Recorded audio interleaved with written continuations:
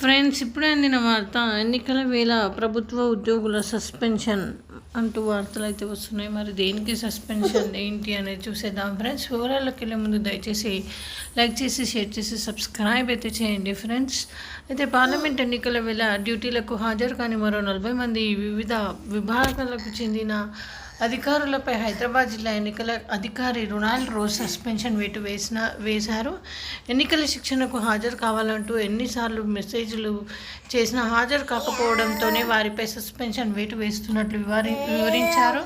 ప్రజా ప్రాతినిధ్య చట్టం ఉల్లంఘన కింద వారందరినీ సస్పెండ్ చేసినట్లు తెలిపారు. ప్రెసిడెంట్, అసిస్టెంట్ ప్రెసిడెంట్ ఆఫీసర్లకు తిరిగి 9-10 తేదీల 3వ దశ శిక్షణ తరగతులు నిర్వహించినట్లు, ఆ శిక్షణ తరగతులకు గైర్హాజరయ్యే వారిపై కూడా ఇదే తరహా చర్యలుంటాయని జిల్లా ఎన్నికల అధికారి హెచ్చరించారు.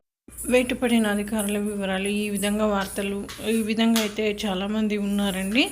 సో వీళ్ళందరినీ సస్పెండ్ చేయాలి అన్నట్టుగా జారీ అయితే చేశారు. సిఫార్సులు అయితే జారీ చేసినట్లు జిల్లా ఎన్నికల అధికారి అయితే తెలిపారు. ఆయా శాఖలకైతే ఆల్రెడీ నోటీసులు అయితే వెళ్ళిపోయినట్టు తెలుస్తుంది. దట్స్ ఆల్ అండి. Thanks for watching.